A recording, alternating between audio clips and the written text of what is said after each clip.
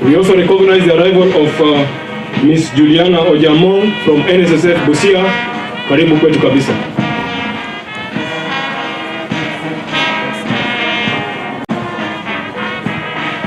All graduates, please be seated, and you will be asked to remain seated until the end of the ceremony. So let's have that, please. Let's have that.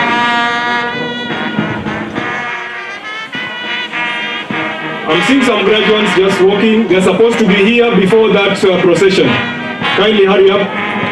The graduates walking along are supposed to be here ahead of that procession. Kindly adhere to that.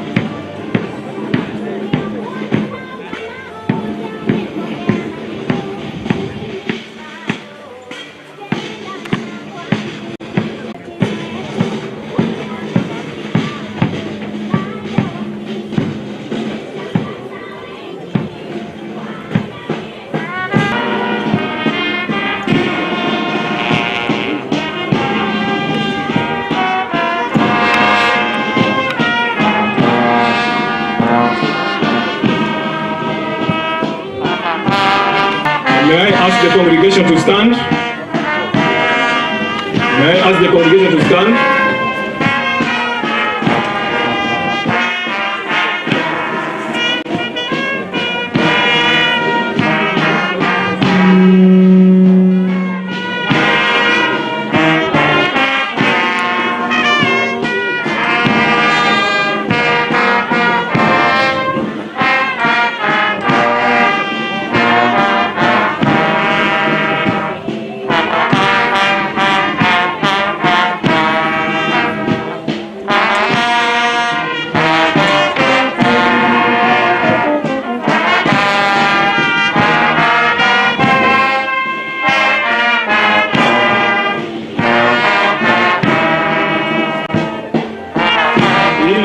That is coming in, that is led by the Salvation Army Ungoma Band. We have the mess bearer, Professor John Shuli. We have the student representatives, the Dean of Students, academic staff, members of Senate, university professors, the Deans of Schools and Directors, the University Librarian, the Finance Officer, the Deputy Vice Chancellors, the Vice Chancellors, members of the Council, Chairperson of the Council, the Chancellor, and the main guest. So carrying the mess is our own Professor John Shundu, Professor of Medicine.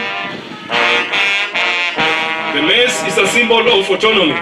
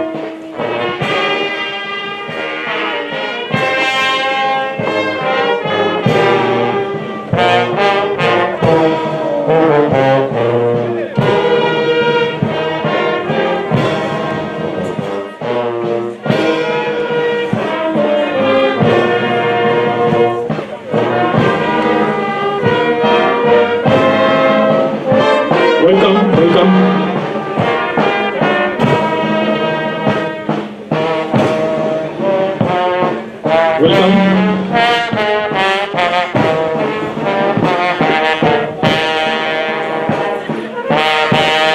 Once those in the procession are settled, we'll have the national anthem, the East African anthem, and because the king of the Ateso is here, where the king goes, the Teso anthem has to be played.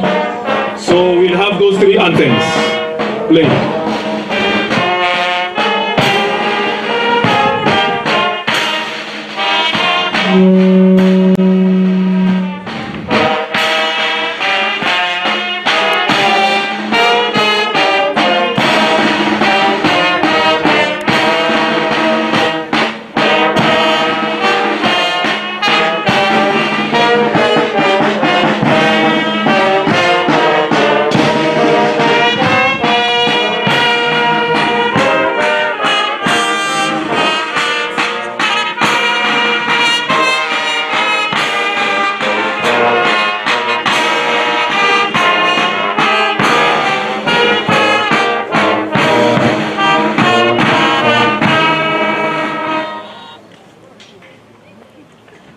The national anthem.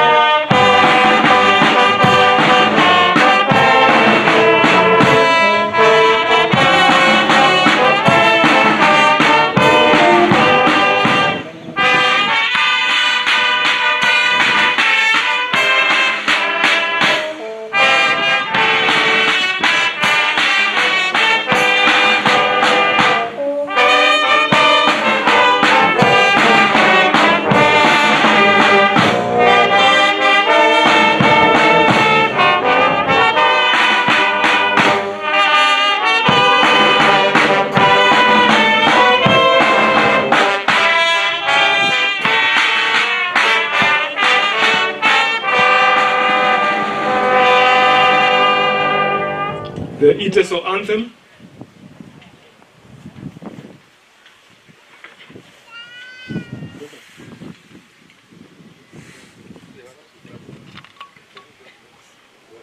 Thank you. Next on the program, item 4, if you have the program or the prayers, Dr. Stephen Manya, Reverend Dr. Stephen Manya.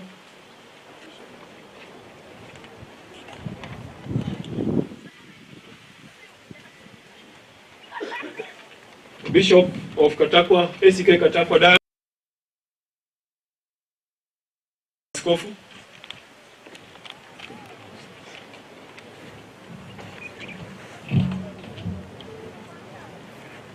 Na tuombe. Yote ni mazuri yanayokupendeza kama Mungu wetu. Sababu Bwana, katika mpango wako kama Mungu, eneo hili ambalo Bwana limekuwa jangwa, eneo hili ambalo limekuwa mahame, eneo hili ambalo limekuwa halina faida katika maisha ya wanadamu, Bwana, wakati huu kwa mpango wako imekuwa mahali maalum kwa watu wako Bwana kuja na Bwana kutafuta akili na hekima na maarifa kwa ajili ya maisha ya siku zao. Asante Bwana kwa ajili ya utaalamu wote uliotendeka mahali hapa, ili Bwana chuo hiki kiwe mahali hapa kwa uwezo wako na Bwana kwa mpango wako. Bwana tunasema ni asante. Bwana, wakati mwingi Bwana tunaona kwamba hakuna kichema inaweza kutendeka, lakini Bwana ukiweka mkono wako na ukikubali kwamba itatendeka, hivyo inatendeka. Tunashuka Bwana miguuni pako asubuhi hii njema mahali pa hapa kwa jina lako. kwamba eneo hili ambalo Bwana limekuwa chuo kikuu katika eneo letu, Bwana tunasema ni asante. Mkono wako ubaba umefanya kazi nzuri, na Bwana katika sehemu ya kwanza ya Bwana watainio Bwana wanaopita mikononi mwako, wanapopata Bwana shahada zao, Bwana tunataka kusema ni asante. Baraka zako ziwe juu ya wataalamu wote wanaoelekeza na kuwafundisha. Mkono wako juu ya watu wanaotakia mema, mkono wako juu ya watainiwa wote, mkono wako juu ya wote wanaofuzu kutoka mahali hapa. Kwa baraka zako ziwe juu ya watu wako. Taifa hili aliombea katika Yesu Kristo uongozi wake. Bwana rais wetu Ruto mkabidhi mikononi mwako. Baraza lote mawaziri wake, watendakazi wote, idara yote ya elimu Kenya mikononi mwako. Na wote Bwana wataalamu wafika mahali hapa, wakurugenzi wote wa shule hiki, Bwana wakabidhi mikononi mwako. Wazazi ambao wamekuja Bwana kutazama watoto wao wakifuzu, tunasema Bwana ni asante. Na kabidhi sherehe zote mikononi mwako. Na asante sherehe hii ya kwanza Bwana mikononi mwako. Na sherehe zote Bwana ambazo zinaendelea tangu siku ya leo Bwana katika uwanja huu, Bwana mkono wako ubaba zidi kwa juu ya mahali hapa. Anza sherehe hizi ndani yetu, endelea pamoja nasi Bwana, tukitukuza kubariki jina lako na bariki watu wako. Tunaomba kwa imani kupitia Yesu Kristo aliye Bwana na Mwokozi wetu. Amina. Thank you, my Lord Bishop. Please be seated.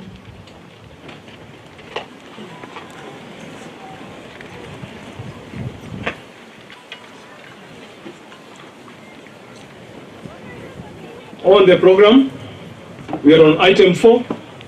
Before we proceed, one or two announcements. In our midst, we have the sign language interpreter. Sign language interpreters, they are there. Mr. Juma Innocent and Mr. Omwendo. They will take care of that particular area. Secondly, in case of any illness among us, there is a nurse from the Alupe Sub-County Hospital with an ambulance on standby. Kindly get in touch with us to get you assisted if you are in that state of need. Thirdly, we have enough security. We expect us to be orderly, and so we move on. Just in case you feel pressed, for the guests in the main dais, there is a VIP washroom right behind this dais, and for the rest of the guests, there are other washrooms on my far left in that cool area there. Kindly get attended to at that point. The following items will be presented as entertainment within the stipulated time. We have a number of groups and they'll come in this order. Let me just read them out. The first one will be the Alupe University Choir, followed by the Alupe University Modern Dance. The third to make a presentation will be the Omoluk Teso Cultural Group. Fourthly, Alupe University Luo Dance, followed by Alupe University to present a poem. Alupe University will present Aluya Dance. Alupe University will again present the spoken word, and we'll close it with having the Alupe University Choir. Kwa hivyo wageni wetu, tunaenda kuwa na sehemu ya matumbuizo katika usanjari huo, na wakaribisheni nyote. May I call upon the Alupe University Choir to take the stage. Karibuni.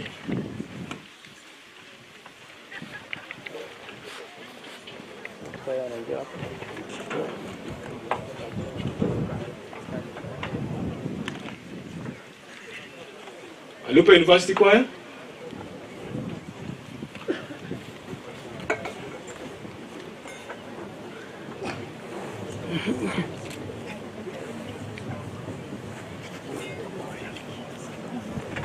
Their trainer is none other than Dr. Toboso Mahero.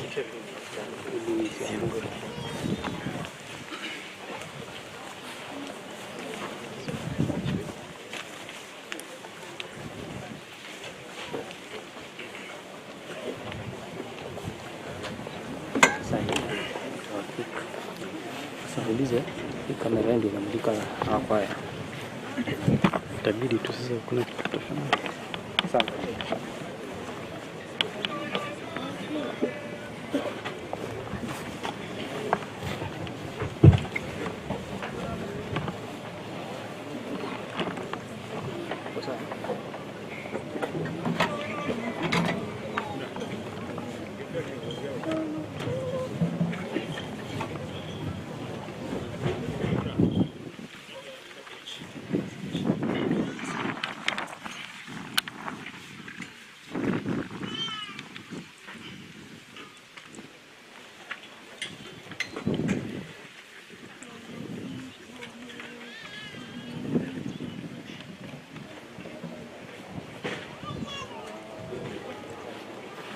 Vijana tusimame, tushangilie Alupe, kituo chetu kikuu na vijana tusimame, tushangilie Alupe, kituo chetu kikuu na tukufu. Alupe chetu chenye baraka tele, jani pamoja sote tushangilie Alupe. Alupe chetu chenye baraka tele, jani pamoja sote tushangilie Alupe. Magharibi, mashariki, kusini, kaskazini, Alupe yetu yadhaminiwa sana. Magharibi, mashariki, kusini, kaskazini, Alupe yetu yadhaminiwa sana.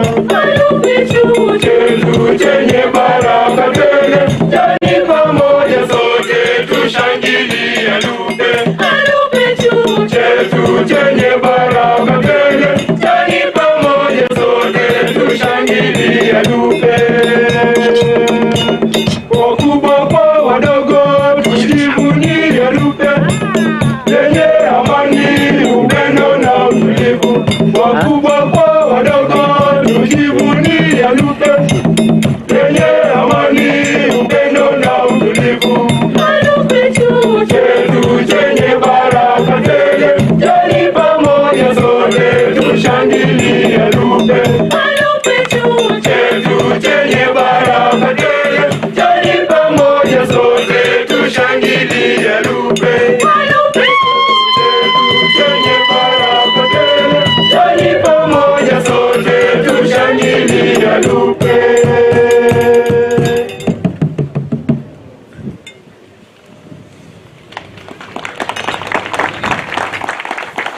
Thank you so much.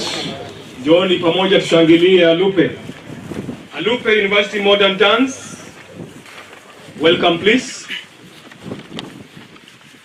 Wazazi hao ni watoto wenu, vijana wetu. Makofi kwao kidogo. Karibuni.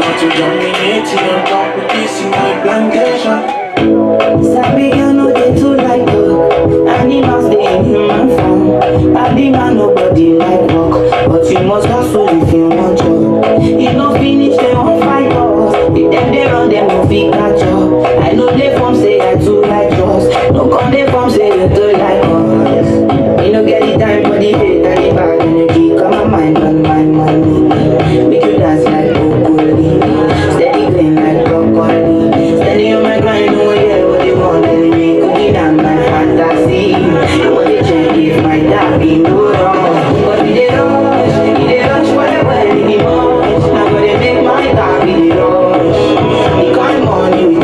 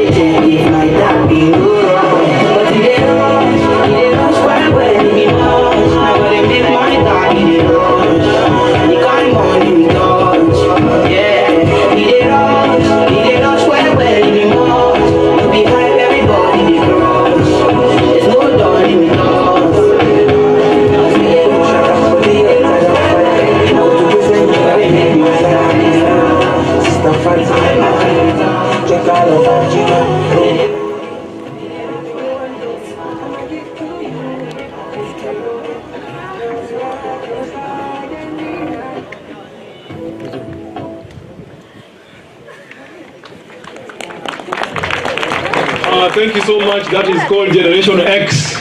X is an unknown number, an unknown figure. Ukienda hapo kama hauko kwa hiyo generation, karibuni sana Omongoluk Teso Cultural Group. I wish to recognize the arrival of the host MP, Madam Mary Emase, MP Teso South. Karibu sana nyumbani. Karibu Alupe.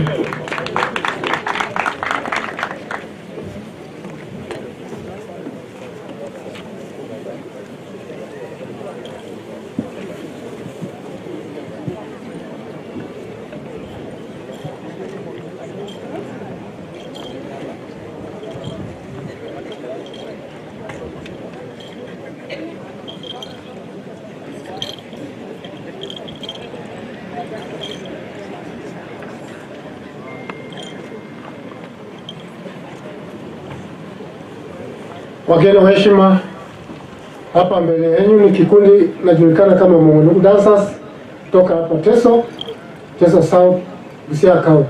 Karibuni.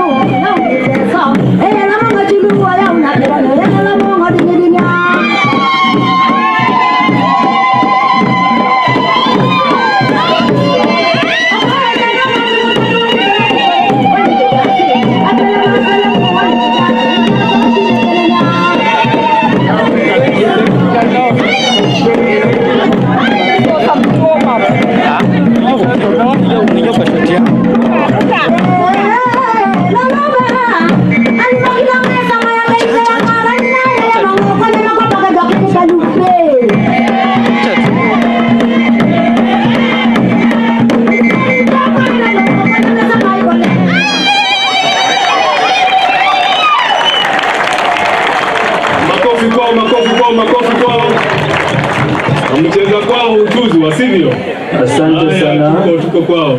DJ, MC, ningependa kuarifu kwamba the team that is leaving last December entertained His Excellency our President William Samoei Ruto at Nyayo International Sports Center. So it's a very large team, and one of the group the other time when US President Obama had a ceremony visited White House. So thank you for welcoming us. We have that pleasure, and we urge next time we join you in the next ceremony. Thank you for your time. Makofi kwao. Ni watu ambao wamesafiri sivyo? Wanajulikana, tunawapongeza, tumefurahi. Pia umeona wazee wetu na wageni wakijumuika na nyinyi. Asanteni sana. I would like to recognize the presence of the County Commissioner Busia, Mr. Kipchumba Aruto. Karibu bwana County Commissioner, jumuika na sisi. Back to the program. The next presentation is by this group that is to present a Luo dance. Quite vigorous. Enjoy.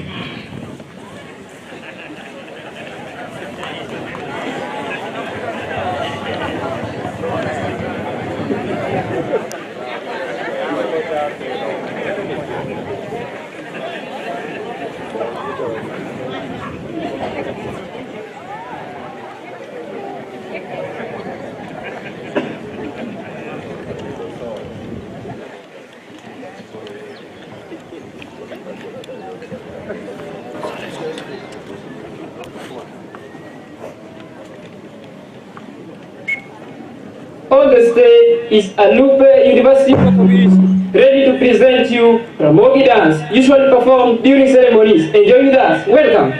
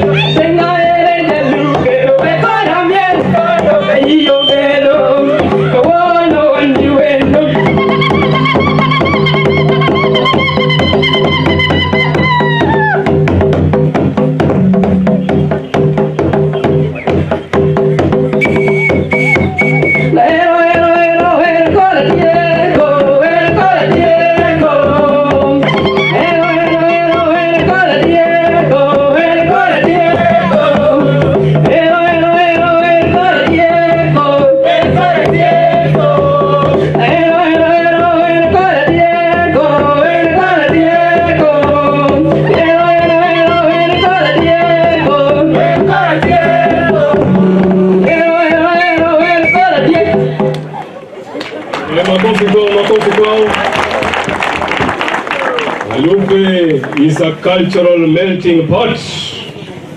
Makofi kwao tena. There is a poem to be presented by Valentine. Karim.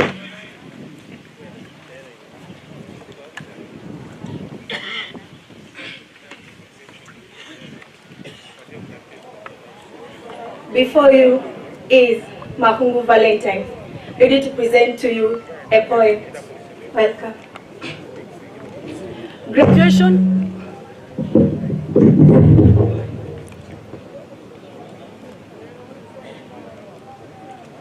Graduation is certainly a good day.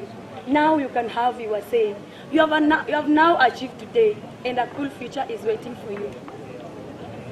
There you are in your cave and tazel, ready to go to the world to gazing.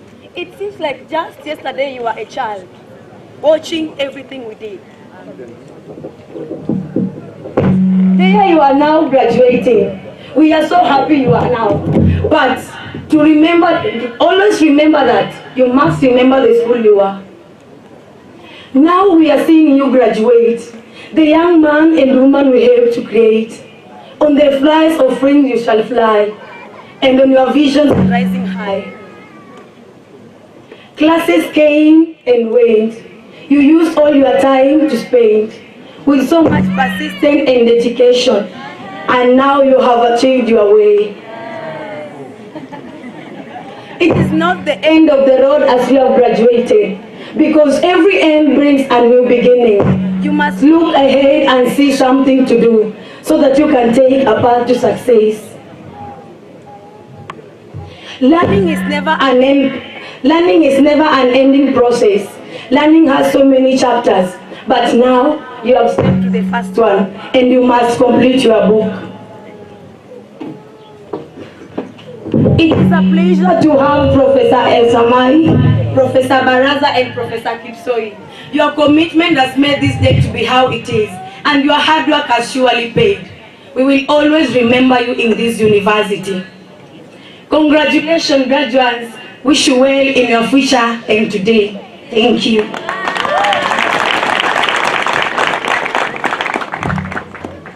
Makofi kwake tena. Now, if you don't have ndumbu, don't come in. Luya dance.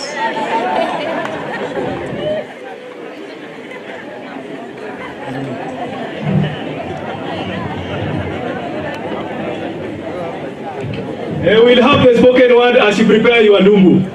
White veganers, the spoken word. Karim. Zoom. Achongiwa na zoom, sawa.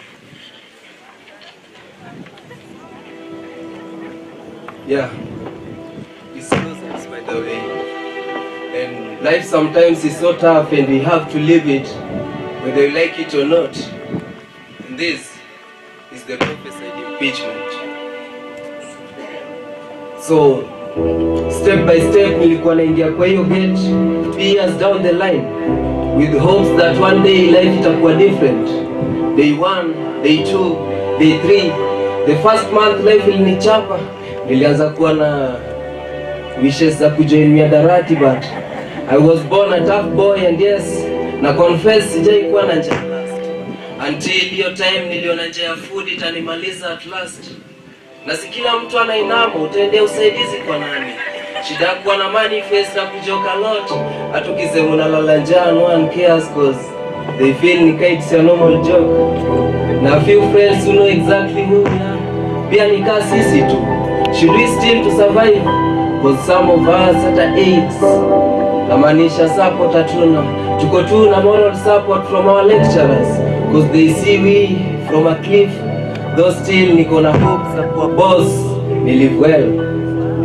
That's why na grind hard daily, ndio nikuwe kwa line ya watu watai make it kwa life. Through good ways ama through shortcuts, through Christianity ama ni lazima tu tupenye kwa life. Hata kama tutacheza cheat games, kakaro na fake lines kwa kichwa. And they say to us that education is like an occasion with oppression, but still like cultivation that bears possession to a farm who takes care of obstruction. Without education in your eyes observation, you are like a locomotive without emotion. A driver without a caution, and a school without a motto. So now that I'm sincere, that's why I'm in here to make some of the things clear. For somebody who's in here to know, to understand and to hear that for the best and the worst of the year, education stands vivid and clear. That's how they lie to us. They lie to us that education is the key to success. After you graduate, padlock will change. Na milango mingi huwa za sensor, fingerprint, na face recognition. Karibu kwa hii mtaa. Sini mtaa ndio mapasta wameshindwa kueneza injili. Juu wamejazwa na Roho Mtakatifu. Sini mtaa ndio wasanii wako na beef kibao na wameshindwa kufungua hata buchari ya mbuzi. Then wanaanza kucomplain ati vijana wa jana hawakuwa kasisi. Kwani ujani lilaniwa na kasisi ama ni sisi tunajilani wenyewe kwa kutosikiza mababu na follow our own wishes to death na sasa kuna resurrection. It's high time to accept correction. Ndio mashida yasituandame. Na nimekaa kwa hii for 18 years tu. But yale nimewitness in those 65-70 days moso kwa life ya vijana is not comparable to history. Afrika tuko nyuma kimaendeleo. Vijana kazi kuiga mavazi from the east instead ya kuinvest to the society. What's trending fashion ndio search pale Google na kushare links za leaked photos na videos za celeb. Yeah. Na vijana wako kasarani na papers hakuna job. Ama to change form of education for profession. Ama vijana wasongeshe miaka wazee warudiani teens. Because I think that the cost of living in the society. After kuhustle for a year or two, papers anaika chini ya sanduku. Miadarati na kwati na bagi solution. For how long will they do with this? Health problems come and cancer na heart failure come through. Inabidi wamekublos juu, hakuna funds. Viongozi nao hata homa tu. Treatment wanaenda abroad. India ama Italy kuonyesha kweli wakasi wetu ni waudu ama ni job walirikiwa. Kwa zinasikia bila connection man wezi mepa. Na mapenzi pia yaumiza, which tunalia either tupate STIs ama tushinde behind bars. Behind bars life si easy. Kunyanyaswa na kusingiziwa mambo eti jutuli kwa 18 ukiana ball kwa 16. Tujichunge tusije tukaingia kwa haya tabu. Tabu. Na culture life si easy. Donations za sanitary towels nikaa kila mwezi. But still wengine wanatumia rags. Kweli King Kaka was right. Kwani ni women right kuzitumia. But acha nibaki kwa topic nisikuwe irrelevant. Na nijua inamulika. Mchana mwezi usiku hakuna mwangaza ya jamii haribika. I'm happy for you. I'm happy for you kuja kusaidia our fellows kushed tears. Hata mtoto akizaliwa huwa analia due to change in environment. Najua life outside there si easy, but go be extra tough. Go beat the limits, sijue uli graduate na genuine degree. Na uende upate hiyo portion yako that God had given to you. Na ukifika YouTube ngoma zangu ziview inshallah. Thank you so much Coach Dixon. Makofi kwake tafadhali. Okay. Hallelujah dance. We are ready to go. Karibuni.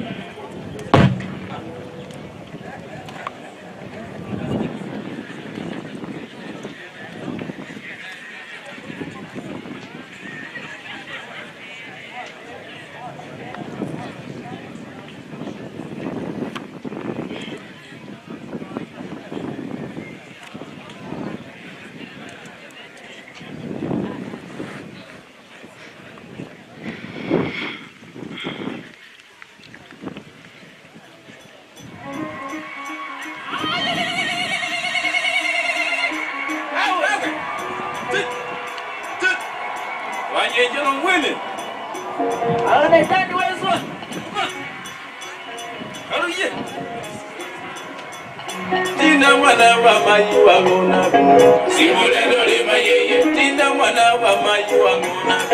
Zimburendo lema yeye, nina mwana wa maji wa milia. Zimburendo lema yeye, moyo karoba mumoni omwene. Zimburendo lema yeye, moyo karoba mumoni wa maji. Zimburendo lema yeye, nina mwana wa maji wa ngona. Zimburendo lema yeye, nina mwana wa maji milembeko. Zimburendo lema yeye, nawe mwana wa maji milembeko. Zimburendo lema yeye, moyo wa milia moni weyinga. Zimburendo lema yeye, moyo wa ngona moni weyinga. Zimburendo lema yeye, moyo wa roba moni weyinga. Zimburendo lema yeye, moyo Zimburendo lema yeye, moyo wa mera moni weyinga. Zimburendo lema yeye, moyo wa hakimi no wengona. Zimburendo lema yeye, tina mwana wa maji. Zimburendo lema yeye, tina mwana wa maji wa ngona. Zimburendo lema yeye. Zimburendo lema yeye. Zimburendo lema yeye.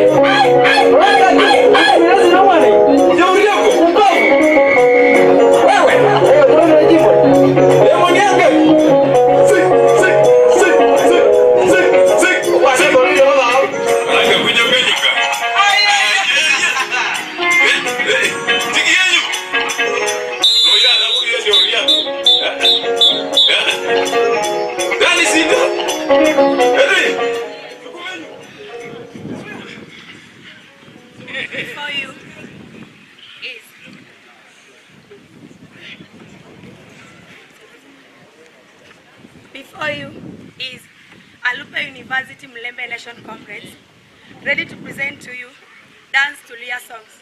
Welcome.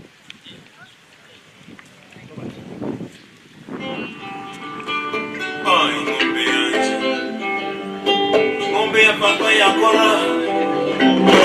Mashine maisha ya kutira kulina.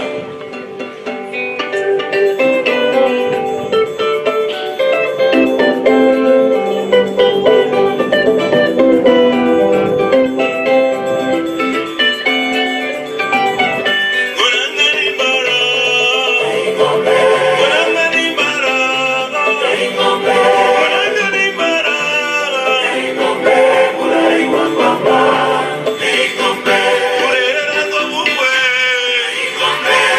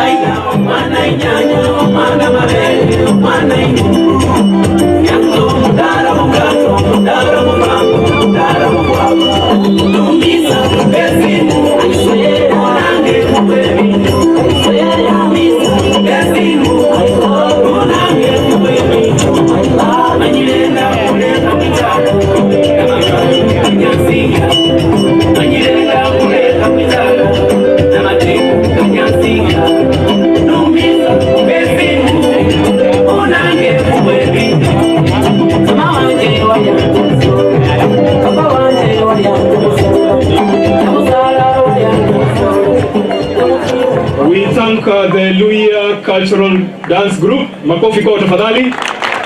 Asante sana kwao. We want to have the Omongolup Chesto Cultural Group once again. And then we'll have the last item from the AU Choir with the song Tunasherekea. Karibuni.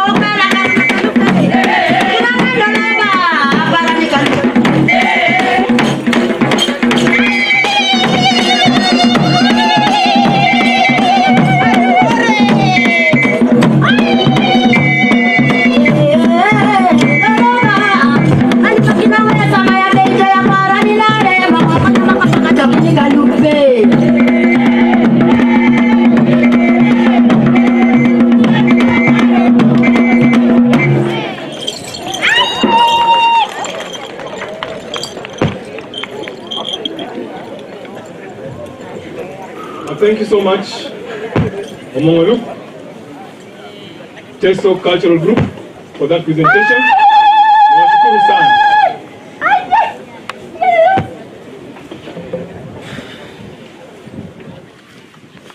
I would like to invite the AU choir. This is the last item.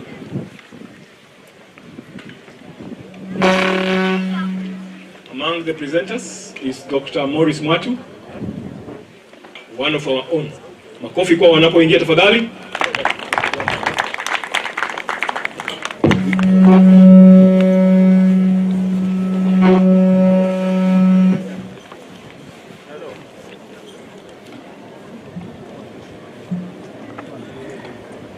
That is the last item in this particular category for entertainment. Karibuni.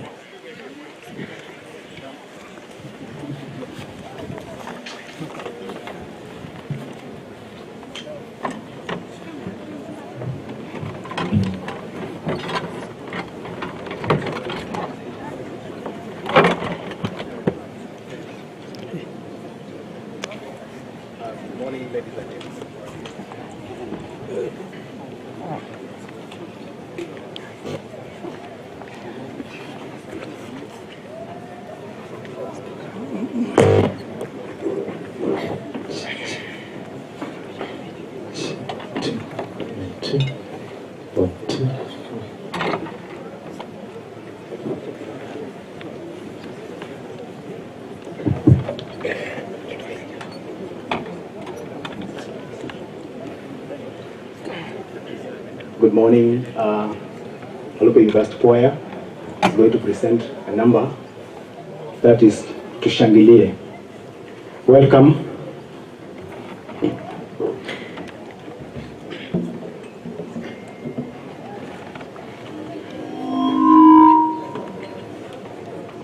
Alupe yote tunasherehekea. Chuo kikuu tunasherehekea. Hebu tushangilieni.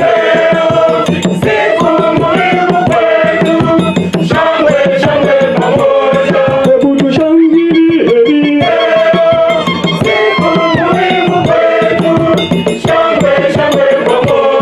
Wafala wetu wanasherehekea. Walimu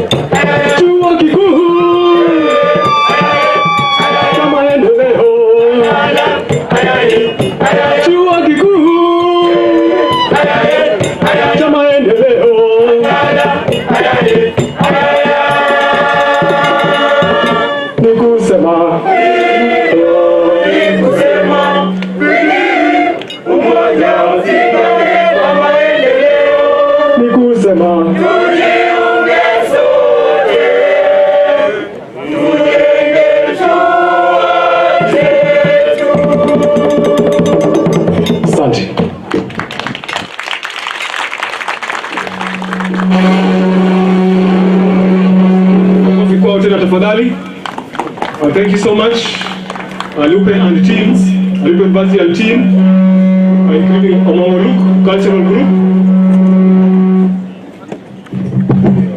Thank you so much for that. That brings us to the end of the entertainment section. At this point, allow me to also recognize the arrival and presence of Honorable Raphael Wanjala, MP Budalangi. Karibu Mheshimiwa. We continue to receive them. It's a big day for us.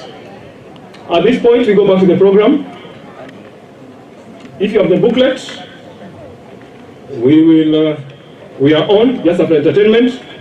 At this point, allow me to invite the Deputy Vice Chancellor in charge of academics, research and student affairs, Professor Peter Barasa. Karibu, Professor.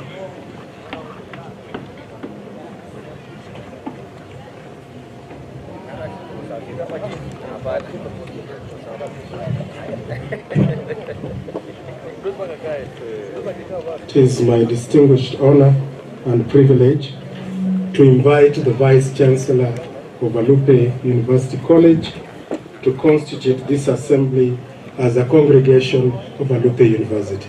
Vice Chancellor, sir.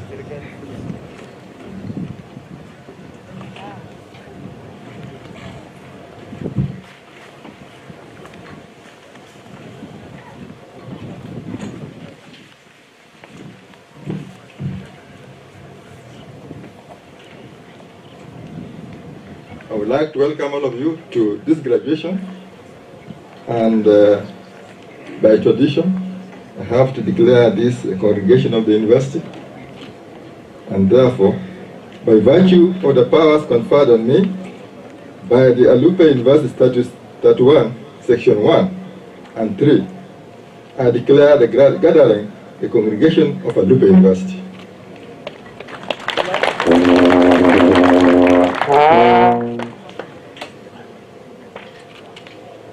I would like to recognize the presence of His Excellency, I know he is not here already, but I think he's on the way, the Governor of Busia County, Dr. Paul Otuoma, His Royal Highness, Papa Iteso, Paul Sander,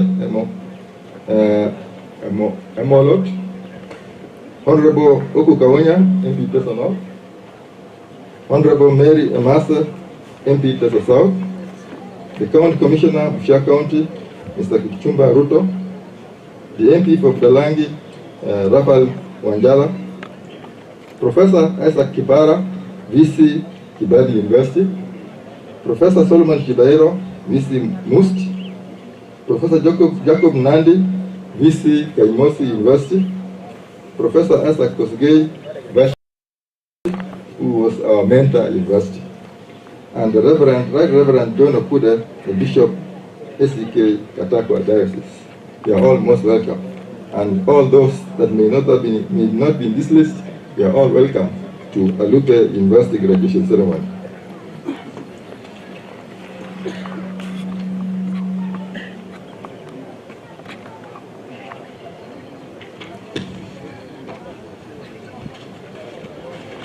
This is a memorable occasion for Alupe University because this is the first graduation ceremony for Alupe University since it was awarded a charter on 2nd August 2022 by His Excellency Uhuru Kenyatta at the Kakamega State Lodge. For any university, award of a charter is an occasion to be celebrated. And through this graduation, we are also celebrating that award of charter. I would like to make my presentation or my speech, and it's going to be very brief. First and foremost, for any institution, there must be a history behind it. And therefore, I'll give the history of Alupe University, which is interesting in a way, because it was a result of a thoughtful leaders in 2007, on 18th September 2007, when they approached Honorable Mwai Kibaki in Amagoro during a campaign rally. They made 3 requests to the president, and one of them was the constitution of Alupe University, and therefore converting Alupe District Hostel to a university. The president accepted all their 3 requests, and the head of the public service took up the matter with the Minister of Education and Moi University. Moi University held a Senate meeting on 21st December 2007 that approved the start of Alupe University College as a precursor to a full university. Thereafter, you know what happened. There were the 2007 and 2008 clashes. But thereafter, on May 25th, 2008, the Vice Chancellor of Moi University, who was Professor Mibei, visited Alupe to see where this university will be set up. And he promised to ensure that the dream comes true. To start the university, there was need to have land, and this university college or university did not have land at the time. And therefore, a process had to be initiated to provide land for the Alupe University. And this did not come true until March 2013, when Alupe University, or Alupe University College, was given 200 acres from the Alupe Hostel land, which was 1,000 acres. The government therefore established Alupe University College by Alupe University Order of 28th July 2015, and a council was therefore appointed on November 7, 2016.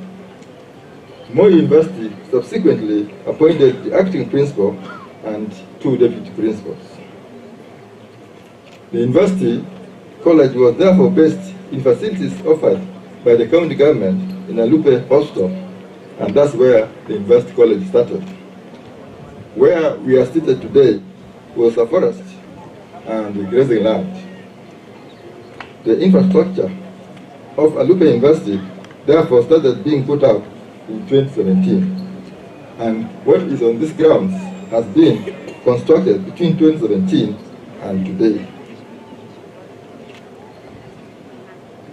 And is glad that we are now having a graduation ceremony on this day, which is exactly over 6 years since the Alupe campus was converted to a college, and the university college was converted into a full university. The first cohort of students was admitted in 2017 September, and this cohort of 192 students graduated in Moi University in December 2021. Alupe University has 4 schools. That's the School of Health Sciences, Business, Education, and Science. It has 16 undergraduate programs and 4 postgraduate programs. The university has a staff complement of 100 staff, 44 of whom are teaching staff, and 56 are non-teaching staff. We have 2 full professors, 3 associate professors, 7 senior lecturers, 21 lecturers, and 12 assistant lecturers. We have a population of 1,650 students in undergraduate studies and 8 postgraduate students. The graduates we are graduating today were admitted in 2018 in September, and they were 92 on admission. Those graduating today are 76. That gives us an 83% pass rate after 4 years in the university. Others repeated or deferred studies or dropped out from the university. Our target is to get at least an 85% pass rate in terms of graduation rates. The graduates who are graduating today are well trained. They are individuals with a lot of skills, that have been important to them, and they are ready for the market, irrespective of which programs they are taking. In terms of research, the university staff have conducted a lot of research, and so far, Alupe University has 200 publications over the last 4 years, and they have attracted 2 externally funded projects worth over 24 million shillings since then. We have collaborations with universities outside Kenya, apart from internally in Kenya. We have collaboration with various University of Applied Sciences in Belgium and Tampere University in Finland. We are working on another collaboration with the Air University in Pakistan.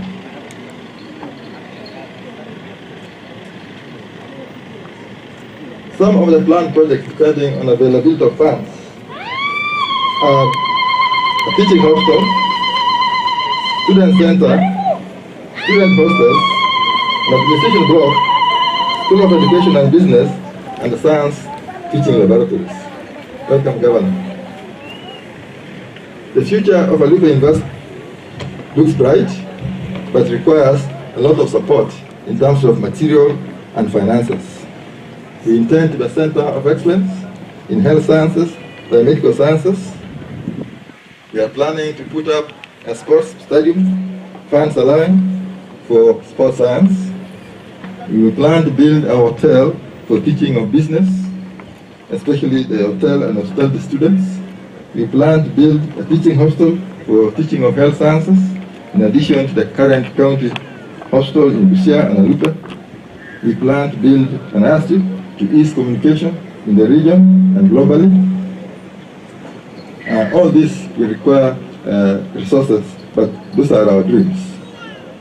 Some of the biggest challenge for the university so far has been low capitation for both recurrent and capital development.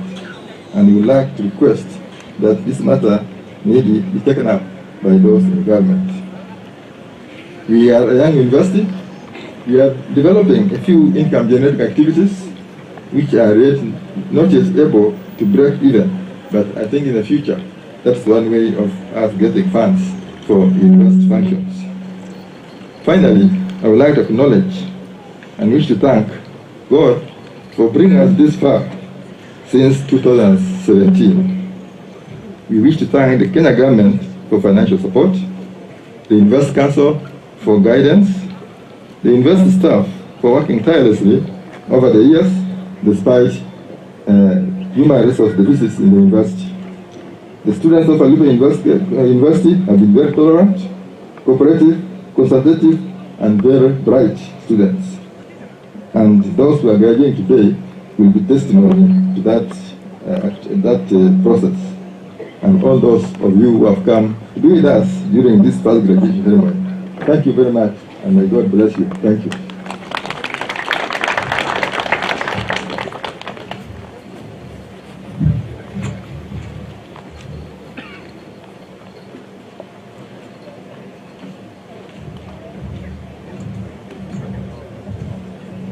On the program, we are through with item number 8. Before Professor Barasa comes over, there is a vehicle KCV. It's a vehicle KCV 695J with an unlocked door. I think it's bringing some issues, so if that is your vehicle, kindly attend to it. KCV 695J. Professor Barasa. All protocol observed. It is now my distinguished pleasure and privilege to invite our Chair of Council to address the congregation. Madam Chair.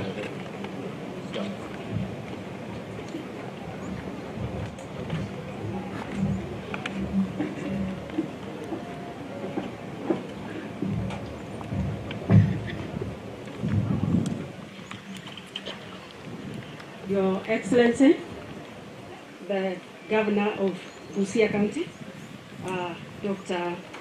Paul Otuoma, the representative of the Cabinet, the Ministry of Education. We have MPs, members of Parliament,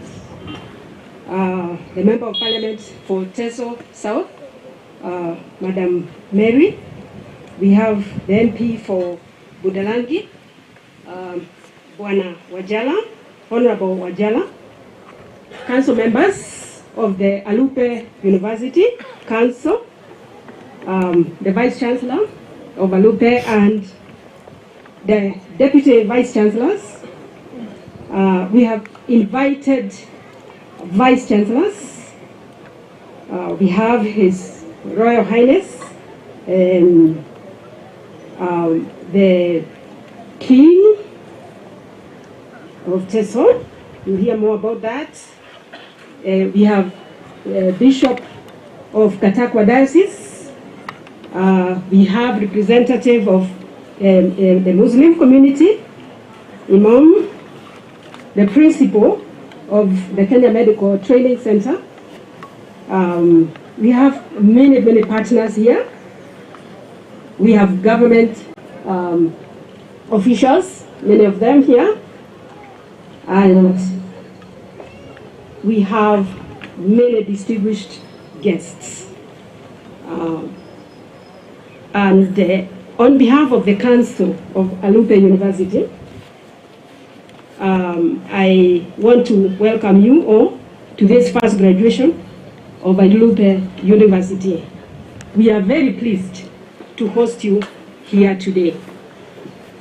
My council is constituted of both independent and government supporting members. Today we have them here, and I would like to introduce them to you before I read just a short speech. And we have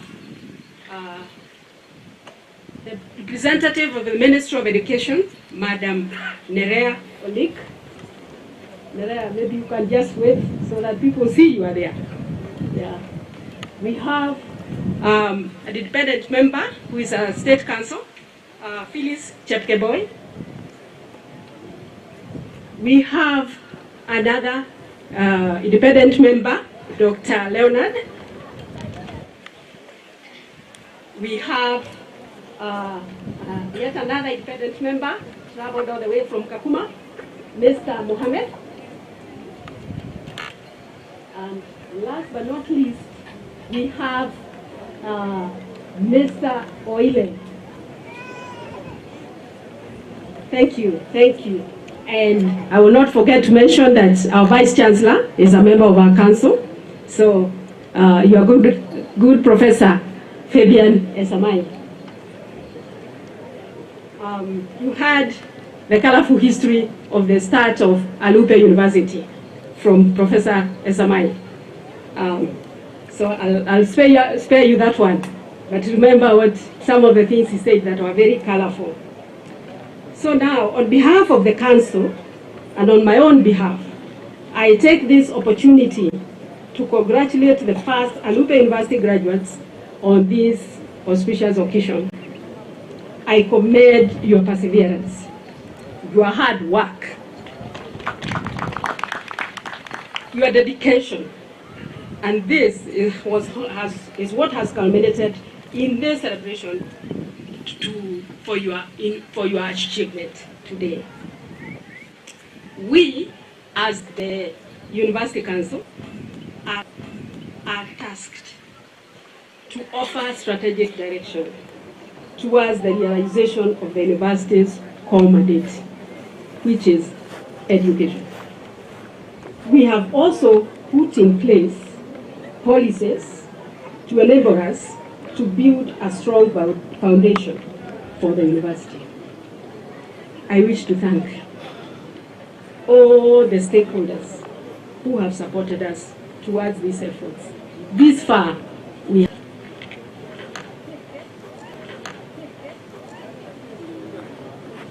have especially for the benefit of those who are new to Alupe today. Alupe University is unique in both location and history. Our university, directly, is separated only by a river. It is also commonly known that we have gold deposits close to that riverbed. and maybe elsewhere. And we have amateur miners, for that reason, who have been trying to make a living in the past from these deposits.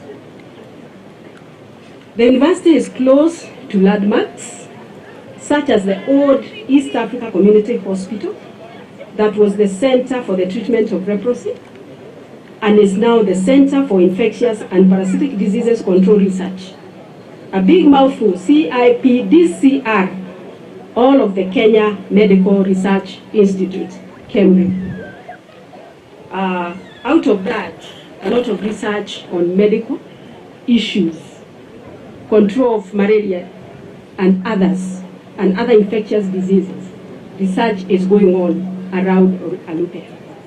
Also, we have within our neighborhood the Kenya Agricultural and Livestock Research Organization, or KARO. Now, our hope and aspiration is that Alupe University will be a true bastion of knowledge. To achieve this goal, we need both public and private partners.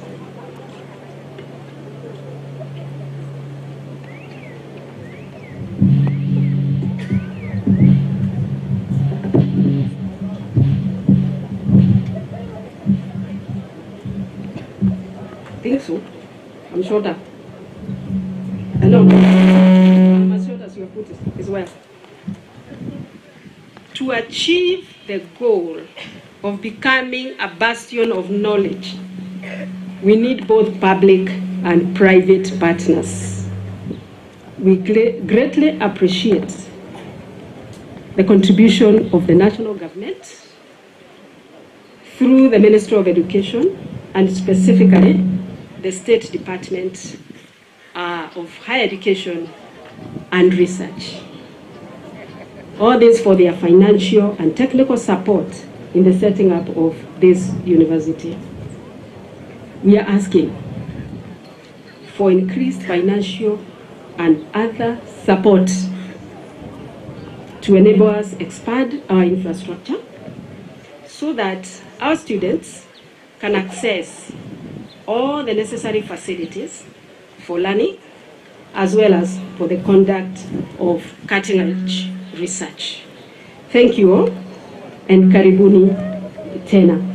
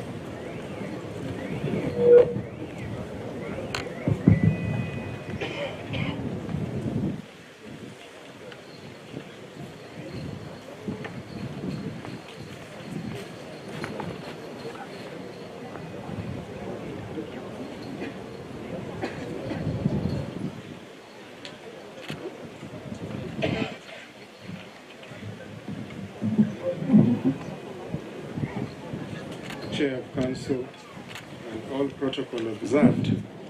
At this juncture, before we move forward, I'll request the Chair of Council to ask at least 3 visitors of ours just to say hello.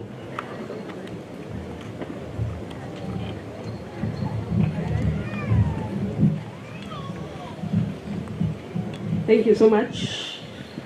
We are privileged, as I say, to have distinguished guests, and especially the highest in the county. So we'll be asking for greetings and goodwill from the governor of the Busia County. We'll also be asking for the king of Iteso to talk with us a little bit, and I'll tell you the very next one. So let's hear from Mr. Governor, Your Excellency. Yeah.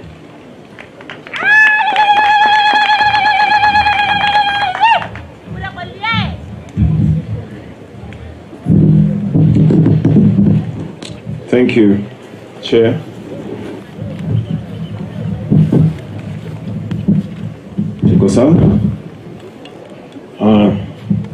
The University Council, led by the Chair, the teaching staff, was led by the Vice Chancellor, parents, guardians, graduates, ladies and gentlemen. Let me also join you in congratulating you as being the pioneer graduates of this university. We are very proud of this university, being the only one that we have within the county, and this being the first initiative for us to have a graduation since the charter was given. I think it's just less than almost 6 months ago. This is no mean achievement. Professor Samai, we want to thank you so much. We know the challenges that we are facing, that at least within 6 months of getting the charter, we have a graduation. I'm also aware of the various courses that are being given here, and even the theme of this graduation of university education for societal transformation through provision of skilled manpower to attainment of universal health care.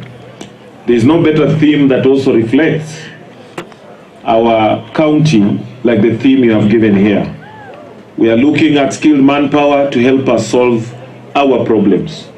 Sometimes we are talking about job opportunities, but we are also saying we also need people with the right skills to help us solve our problems. Another major issue that we are facing in this county is, of course, the issue of healthcare. We are one county that we are not doing very well on the healthcare issue, and Chancellor and Chair of the Council, you will find that our healthcare system has really underdeveloped our young people. Busia today, we have got one of the highest statistics in the country of malnourished and stunted children, both physically and mentally. And for such a higher institution of learning, you know what mental stunting does to a community. So we believe that there is no better chance than now to see that the exercise we are carrying out today is going to help us solve our problem. We want the county to partner with the university and the national government in promoting health in view of some of the issues we have had, and that which has been talked about here, that Alupe was one of the major centers of research in leprosy, not just in Kenya, but in East and Central Africa. So we will be looking forward towards that kind of cooperation. Dear distinguished guests who are here, we are also just going through a very serious food security challenge in the country, Kenya. And the national government has embarked on a program to try and help us reverse that. And there will be nothing more encouraging than to cooperate with the university to come up with local solutions for the Busia people. I was with His Excellency the President last week, and we were trying to tell them that sometimes just giving fertilizer alone may not be enough to solve our problem. We need to till our lands, we need extension people to show our people the best practicing methods in agriculture so that Busia can no longer be a food deficit county as we are currently. We are also in the process of collaborating with the national government on this program of affordable housing. And I think, Vice Chancellor, if the team has not come to see you, this will be one area that they will be coming to see you because it is so urgent. And we believe the university here, because of the teaching staff, the working staff, there will be no better place in terms of that cooperation between the county government and the national government and partnering with the Alupe University. So next week we'll be in Nairobi to discuss that. I'm also aware that some of the challenges our community is facing in terms of school fees, and we are looking forward again to cooperating with the institutions and parents and the communities to ensure that we have got bursaries and scholarships that are running seamlessly so that no child is denied opportunity to a better education because of school fees problems. I also want to stop there by saying, as a county government, we are looking again further to cooperation in terms of offering internship to students that will be products of Alupe University, in terms of prioritizing those students that we will be giving internship, because we believe most of them will be able to help us solve our problems. And I'm aware of the infrastructural constraints again the university is facing, and we are in discussion both with the national government, the leaderships here, on how best we can mitigate on that. We have already agreed with Kura. They are doing the other road now from Wax directly to Busia town, Wax directly to Alupe. That is already been tendered out and it is being done. So as we sit together, the Vice Chancellor paid me a courtesy call and we discussed various development agenda that we can collaborate together. And also with the elected leadership here, I've seen Mary Emase. I want to thank you. She has been in the forefront for pushing for this. My brother Raphael Wanjala, I'm told he's around. Yes, he's here. I know you're also working with this university to be able to have outreach programs in other parts of this county. Members and those who are here, we have got a population of almost 1 million people here in Busia. And that population of 1 million people, when I travel in other countries, they have lesser that population than those, but they are countries. And they are able to do a lot. They have universities, they have all these other things that work together. So I'm looking at that kind of cooperation, that this university will be looking at the 1 million people that are in Busia, in addition to the country and the region. Thank you very much, and may God bless you through this inauguration process. Thank you, and welcome Papa Emormor, our cultural leader.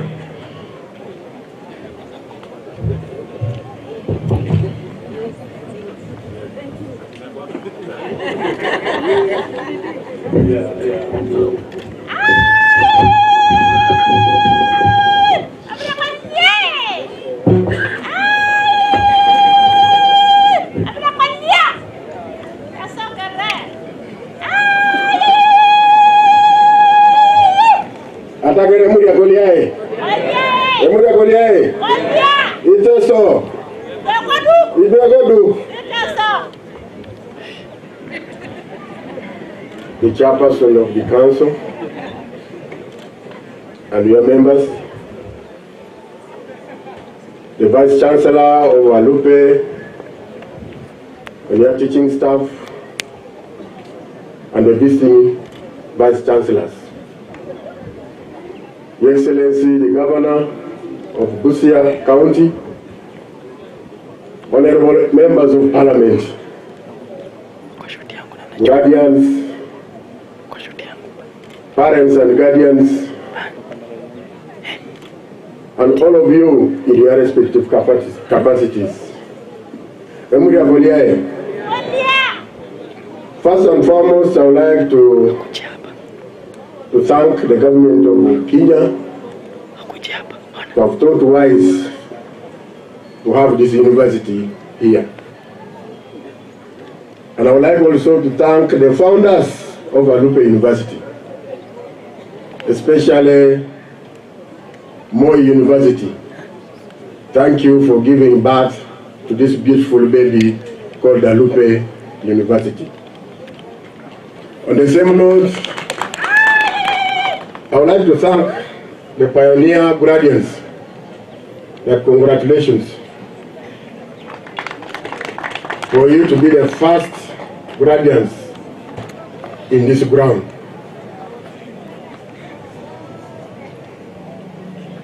The chairperson of the council and the vice chancellors have got only one appeal to make. I'd like to urge all the leaders of Busia County, Your Excellency, the Governor, and all your team, and all your structures in respective capacities, and all the ITSO in our committee in our respective capacities, that let's encourage our children to join this university. As has been said, Alupe has got a lot of historical ground. I remember when I was growing in one village in Uganda, many people from Uganda used to come to Alupe Hospital for treatment. And of most recent, on the COVID epidemic, when they opened a center in Alupe, it became a relief to all the communities around here. As rightly said by the chairperson, that this university is bordering Uganda, very close. And those days they used to have a road here connecting here to Uganda. So we are going to urge all the communities surrounding this place in Uganda, all, and we want to urge our clan leaders in their respective capacities. Let's ensure we carry out this campaign to encourage our children to come here and study. Because if you come from around this community, it is easy for you to come and study and go back home. The costs are cut. Let us change the mindset of saying, for me, I want to join Nairobi University, Kenyatta, those known universities. You can get the same here. So with those few remarks, I would like once more to thank the management of this university, the council, and the Vice Chancellor and your team. And indeed, I was impressed by the word from the Vice Chancellor that the caliber of the students he has this time here are very bright students. You have seen the courses being offered. You can easily ride your bicycle from home, come and study here and go back. Because it is an opportunity, it is a blessing for us to have this university within our community. We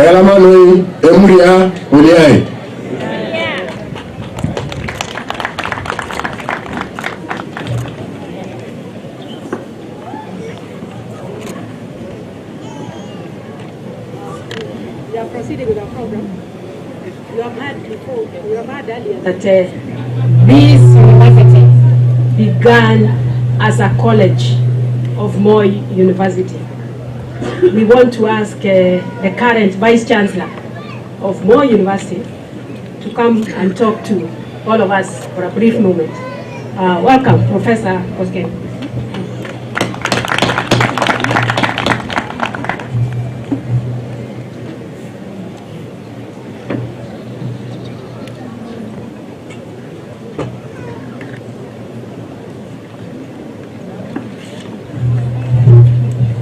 Thank you, Chair of His Excellency, the Governor, Busia County, His Royal Highness, Mormor, I'm learning that for the first time, all distinguished guests, graduates, parents, ladies and gentlemen, all protocol observed.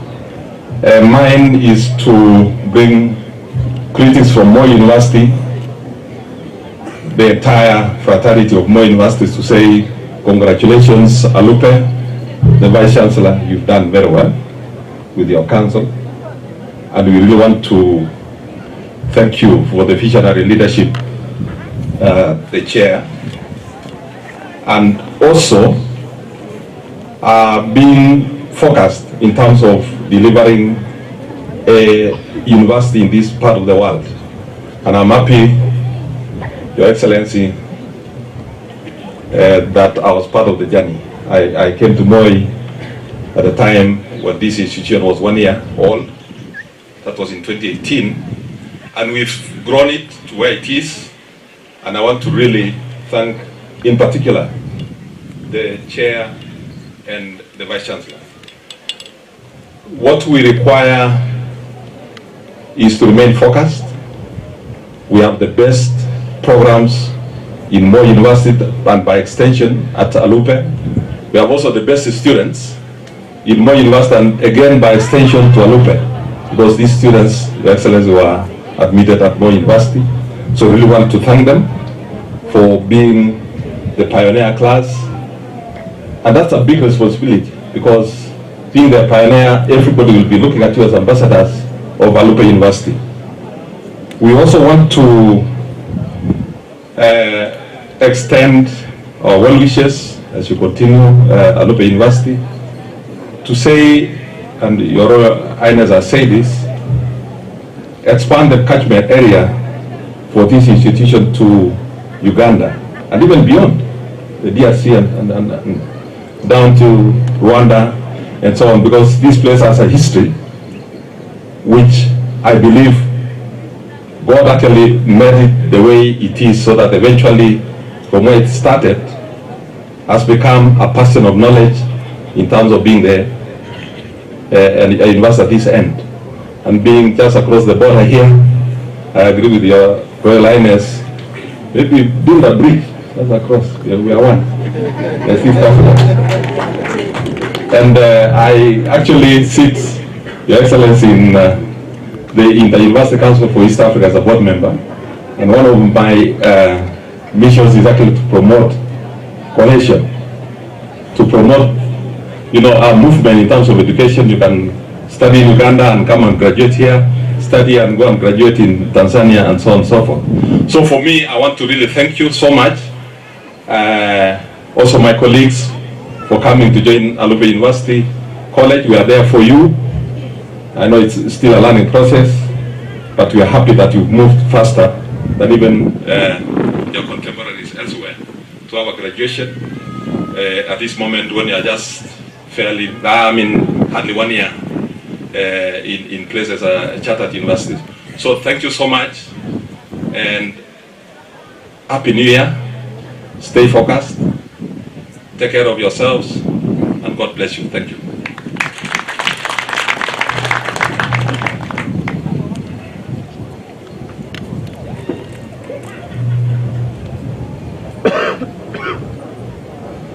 Our Council Chair, all distinguished guests, and most especially our MPs who have come from different constituencies who belong to Busia County.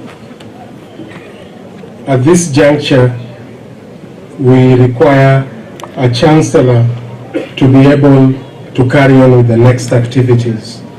So it is my distinguished pleasure again to ask the Vice Chancellor to take us through the motions of getting a Chancellor for this occasion. So, Vice Chancellor.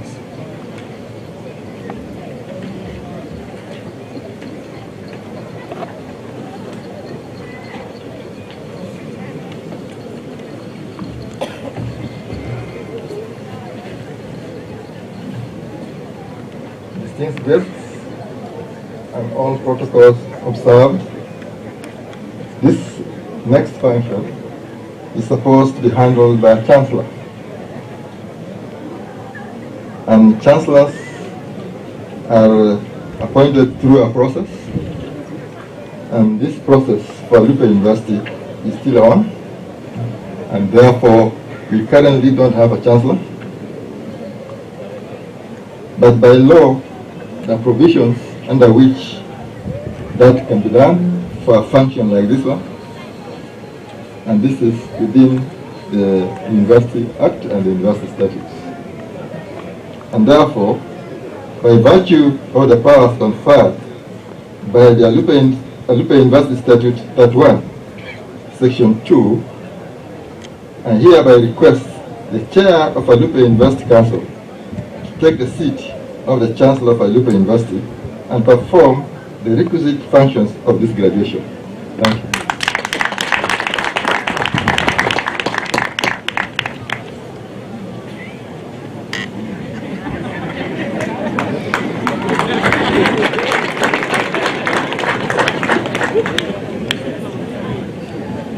Kindly give her another clap.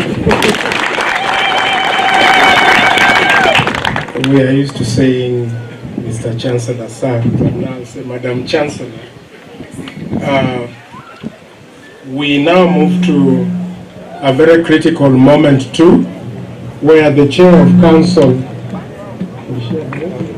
who is now Chancellor, will address. No, before she addresses, allow me to invite the Cabinet Secretary of Education to address the congregation. Karibu, Daktari.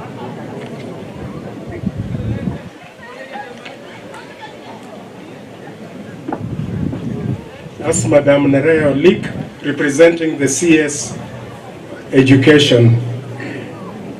Kindly.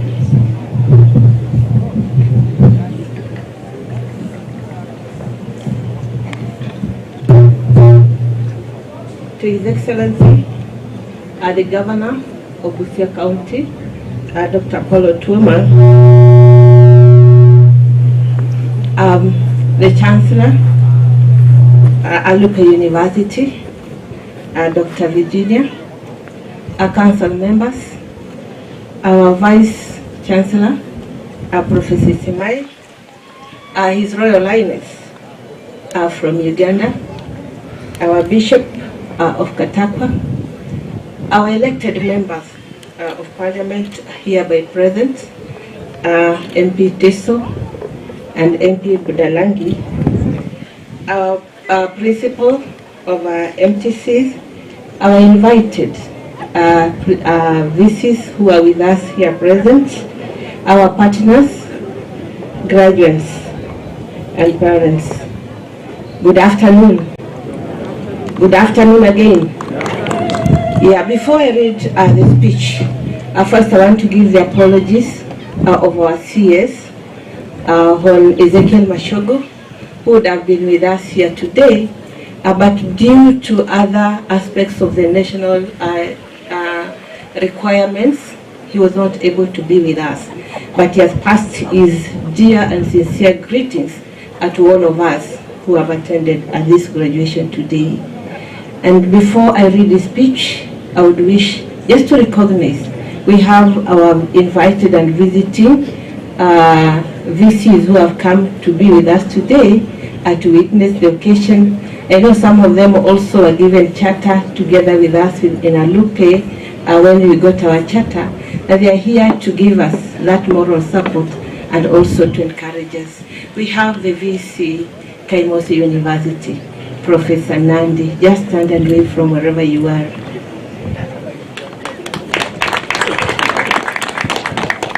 We also have VC from Kibabe University. Please just also just stand and wave. I believe we also have our VC from Masinde Muliro, the oldest in the region. Okay, thank you so much. If you're not around, then allow me, mine is very simple, to read the speech of Hon Ezekiel Mashugu, who is the Minister for Education and who was supposed to be here on this great occasion of Alupe University. I take this opportunity on behalf of the Ministry of Education to congratulate the first Alupe University graduates. As you celebrate your hard work and academic achievement, you are certainly a special group of graduates who have worked hard under the more difficult circumstances of COVID-19 pandemic. I thank the Council, Management, Senate staff, and the students for the contributions of this academic success. As you venture into the world to apply the knowledge, skills, and competencies you have acquired at the university in pursuit of permanent solution to problems we face as a nation, as a region, as a continent, and the world at large, I'm certain that you will make a huge difference and significance in our lives. I'm conscious of the effort made by our institutions of higher learning in changing their mode of service of delivery due to challenges that were posed by COVID-19. I wish to congratulate Alupe University for adapting to the new normal and ensuring that they continue providing teaching and learning services to the students. I urge all players in the higher education sectors to focus on programs that are geared towards attainment of national goals, the Sustainable Development Goals, and the Vision 2030. The government, through the Ministry of Education, has supported Alupe University in its journey since the year 2016 in both development and in recurrent budgets. The government has so far spent 850 million Kenyan shillings in the infrastructure development of Alupe University. As a ministry, we will continue to support the university in its endeavors to produce competitive graduates required for the development of this nation. We are glad that the graduates from Alupe University have acquired skills they need to play their much needed role in the socio-economic transformation of this nation.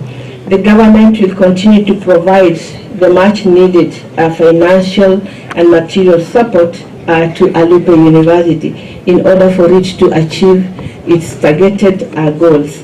I urge the university to engage more in research, innovation, and income-generating activities to supplement what the government is doing. Once again, I wish to congratulate the graduates. I wish also to thank the parents for enduring the economic hardship to ensure that they maintain the students in the university to complete their studies. Thank you so much. God bless you. Congratulations and thank you.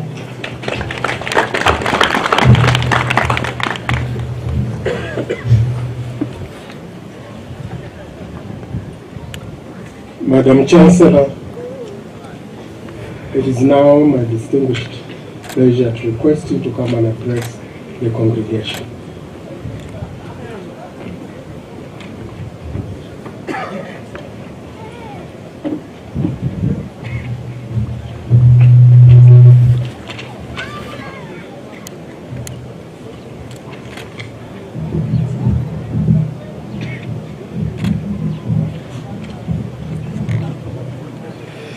Distinguished guests,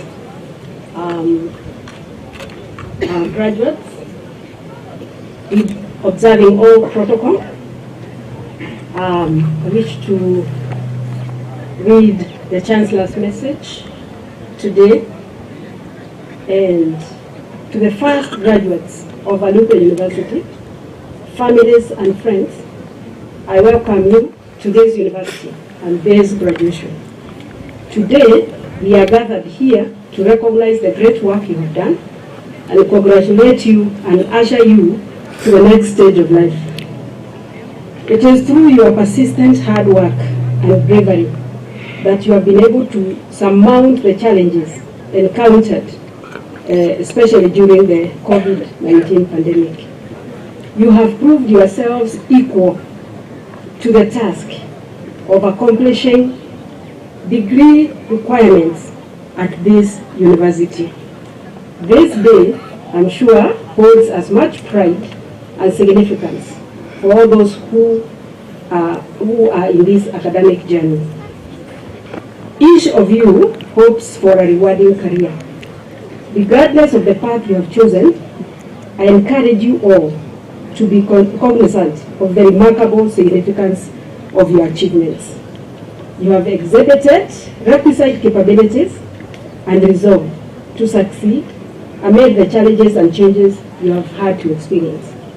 Irrespective of what pursuits you undertake, pursue your passion, even though the path may sometimes seem indirect. Work hard, but remain sharply aware of the inevitable and perpetual changes in the world around you and the new opportunities they create. Always remain open to new possibilities. As pioneers, be ready to improve our world with your talent and imagination, using the capabilities and competencies you have acquired. You belong to a unique group of students who have faced the two essential life lessons. First and foremost, you have dealt with uncertainty and you have exhibited resilience. You kept going with purpose, focused on earning your academic degree and completing all that was required of you. Therefore, there is much added joy for us all in celebrating your success today. From this day on, you'll be forever university graduates. University graduation is significant. It is a time of passing through the next stage of your life, full of hope and possibility. You now have the potential to achieve what is necessary to meet the challenges of the future. Therefore, your graduation is not the end. It is a new beginning, and with determination, you are ready for what lies ahead. As you graduate now in 2023, you have the opportunity to do your part to help create a better future for your families, communities, and country. On behalf of the entire university, I would like to thank all those who supported you during this journey. We appreciate your parents, our faculty, our staff, and mentors for having faith in your dreams and potential, and for helping you to be here today. We are grateful for all of them. Thank you.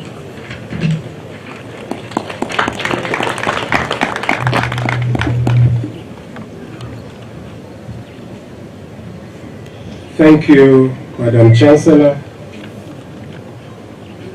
our distinguished guests. At this juncture, allow me to invite the deans of the following schools to present graduates for the conferment of degrees and award of diplomas of Alupe University in the following order. Award of postgraduate diploma, the Dean of School of Education and Social Sciences. Conferment graduate degrees will be read by the Dean School of Business and Human Resource Development, the Dean School of Education and Social Sciences, the Dean School of Health Sciences, and the Dean School of Science, Technology, and Engineering. Dean School of Education and Social Sciences.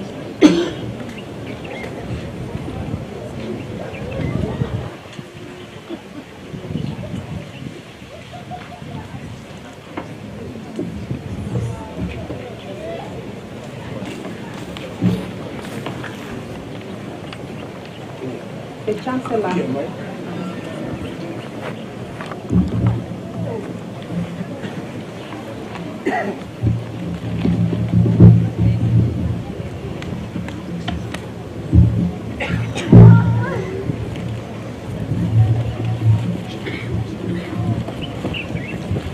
Thank you. The Chancellor, in 2021-2022 academic year, the following two candidates satisfied the Board of Examiners in the School of Education and Social Sciences and the Senate for the award of the following postgraduate diploma of Alupe University. Etiang Pius Obala.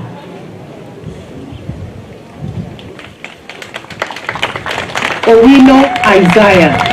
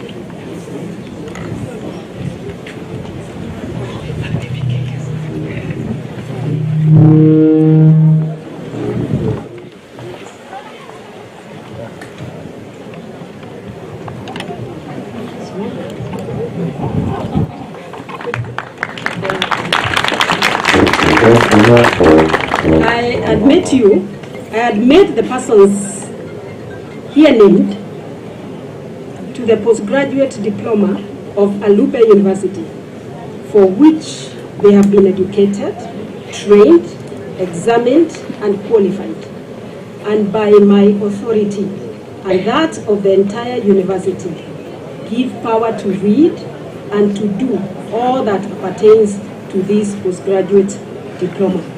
Congratulations.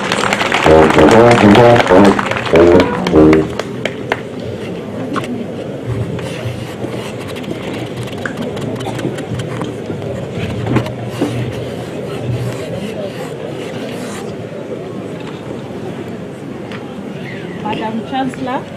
In the 2021-2022 academic year, the following 12 candidates satisfy the Board of Examiners of the School of Business, Economics and Human Resource Development and the Senate for conferment of the following undergraduate degrees of Alupe University.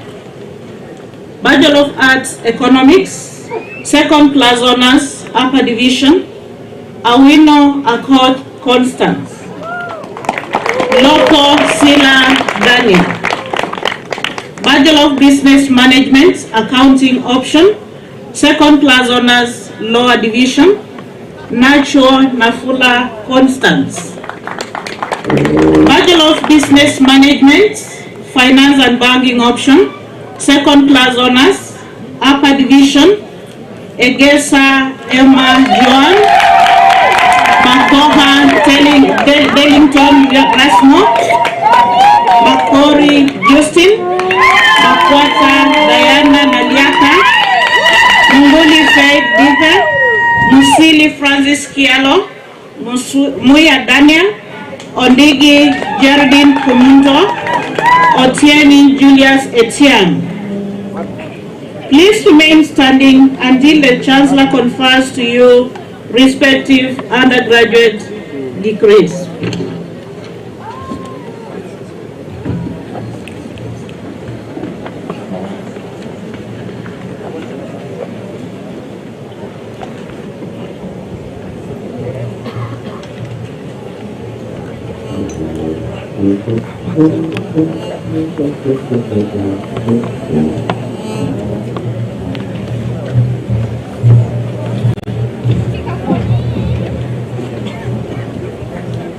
I admit the persons named to the respective bachelor's degrees of Alupe University for which they have been educated, trained, examined, and qualified.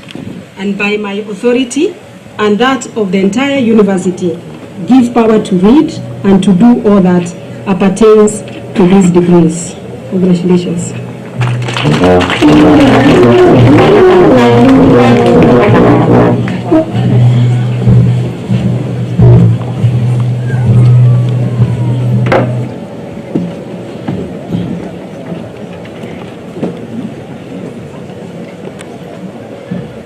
The Chancellor, in the 2021-2022 academic year, the following 43 candidates satisfied the Board of Examiners of the School of Education and Social Sciences and the Senate for the conferment of the following undergraduate degrees of Alupe University.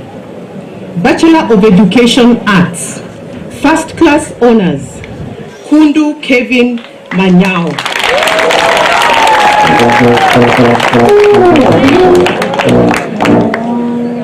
Second Class Honors, Upper Division, Akinyi Alice, Amai Claudia, Amajong Gentry, Chebi Anderson Keegan, Chimakile Lillian K, Epale Brenda, Kaminza Moses Mutua, Kawira Doreen Kanafi, Kyoko Sarah, Kiteyo Chepkemoi Stella, Mugathia Jacqueline, Muliro Henemaya Namachanja, Mutegi Stephen, Nekesa Foska, Nyadnato Kwamboka, Okemer Geoffrey, Onyango Isaiah, Oseke Levi David, Wafula M.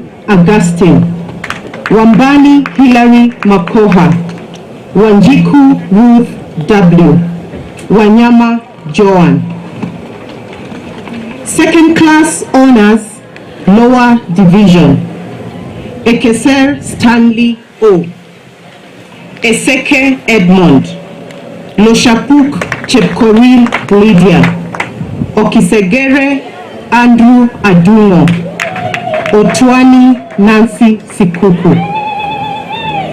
Bachelor of Education Science, First Class Honors, Lusenaka Emmanuel Voyo. Second class honors, upper division. Adero David Onyango, Atieno Immaculate, Bukulunyi Pauline Veronica, Keitani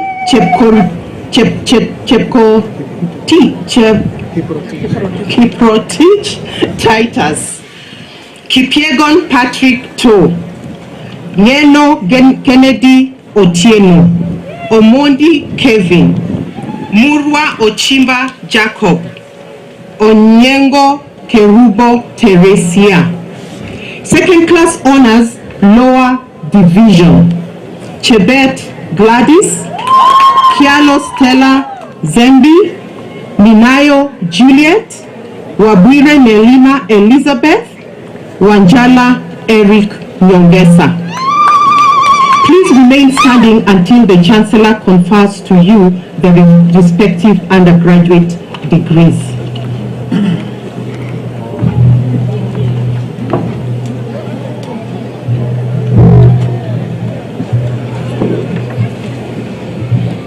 I admit the persons named to the respective bachelor's degrees of Alupe University, for which they have been educated, trained, examined, and qualified, and by my authority and that of the entire university, give power to read and to do all that pertains to these degrees. Congratulations.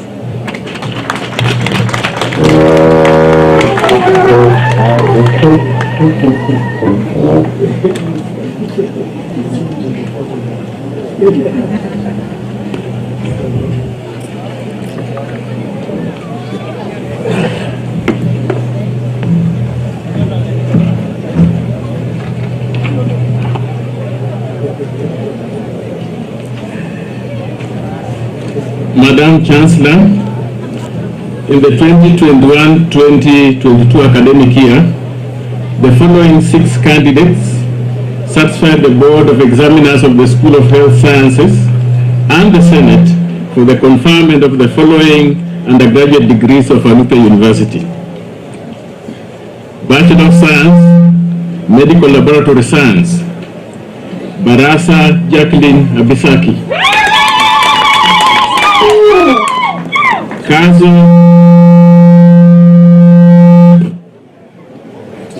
Kazo Amin Farida,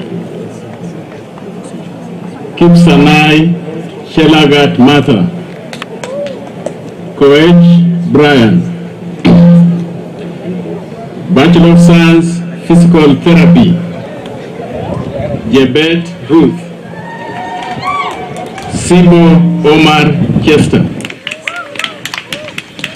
Please remain standing until the Chancellor confers to you the respective undergraduate degrees.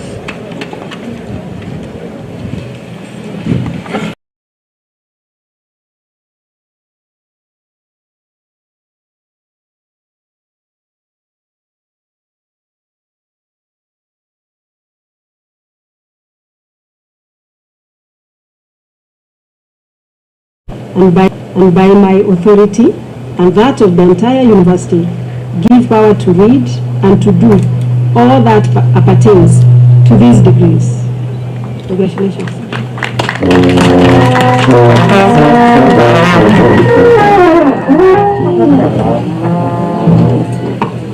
Madam Chancellor, in the 2021-2022 academic year, the following 13 candidates satisfied the Board of Examiners of the School of Science, Technology and Engineering and the Senate for the conferment of the following undergraduate degrees of Alupe University. Bachelor of Science, Applied Statistics with Computing, Second Class Honors, Upper Division, Eileen Susan, Chetniano Beatrice, Njenga Ochieng Eliud. Second Class Honors, Lower Division, Kibiwot Brian, Mibei Kiprono Shadrach, Mukavane Shikoli Fares. Bachelor of Science, Computer Science, First Class Honors, Nubi Boaz Ngoli. Second Class Honors, Upper Division, Obote M. Marvin, Ooko Kedi Owino, Wanyama Nixon Juma. Second class honors, lower division, Kaemba Amos Wanjala, Kiano Francisca Mbula, Muchungu Peter Maina. Please remain standing until the Chancellor confers to you the respective undergraduate degrees.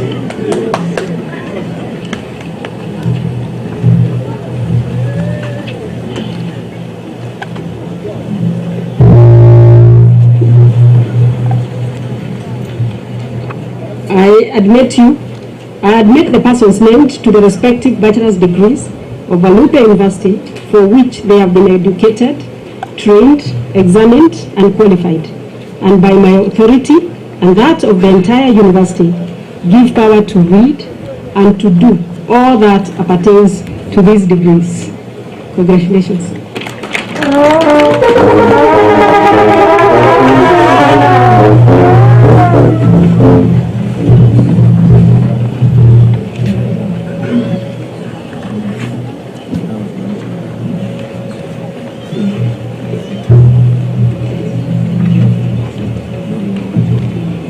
Chancellors, Madam, all the staff. In our midst, we also have a friend of this institution who has come here several times, Honorable Mheshimiwa, the VC will recognize you officially. I now call upon the Vice Chancellor, Alupe University, to dissolve the congregation. And after he is done so, there will be a few announcements for our guests, but Vice Chancellor, Sir Karibu. Thank you. Everything that has a beginning has an end. And therefore, by virtue of the powers conferred on me by the Alupe University Statute Part 1, Section 3, I declare this congregation dissolved.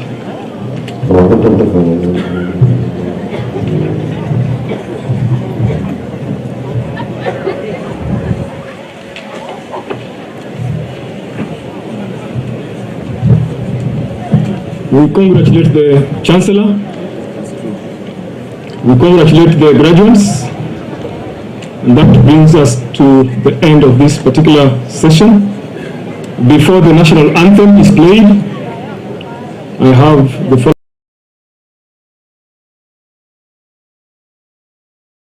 When we'll be leaving, all of us will be expected to stand in their honor, in respect. Once they will have left, those that were in the procession will go back in the same way, and those who are sitting on this main dais who are not in the procession at that point, I'll ask you to remain seated shortly. Then we'll direct you. We'll ask Madam Gladys Ogaro and Dr. Hilary Busolo to move near and give you appropriate direction. The same will apply to the staff, where we'll ask the same will apply to the staff, where we had said that you will receive direction from me at this particular point. Alafu wazazi na wageni wengine pia tutawajulisha vile mtakwenda. Kwa hivyo tafadhali tuwe na utaratibu, tutawajulisheni muwe watulivu tafadhali. The national anthem and then the East African anthem. Please, let us rise on our feet.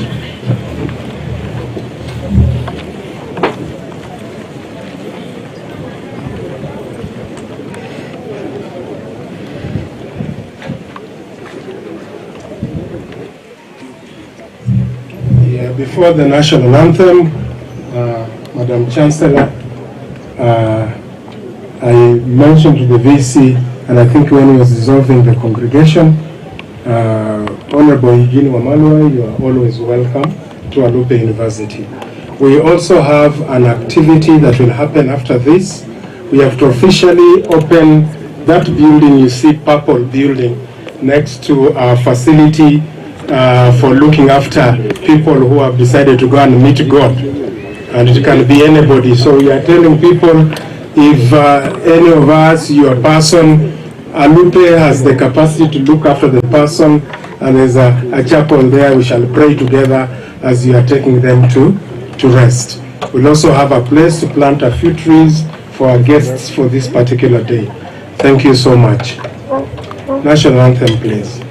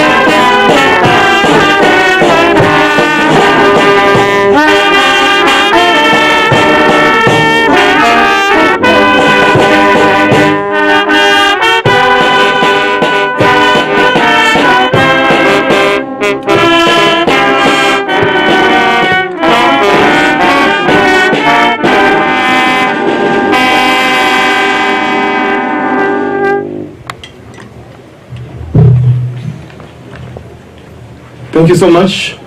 The congregation will remain standing, and the Chancellor's procession will leave in that stipulated order. The mess bearer, please, Professor John Wambani, lead that, followed by the Chancellor, the Chairperson of Council, members of Council, Vice Chancellor, Deputy Vice Chancellors, Finance Officer, University Librarian, Deans and schools and directors, university professors, members of Senate, academic staff, Dean of Students, students representatives. That is the order. Then our guests will be guided to where they are going. Can we have that?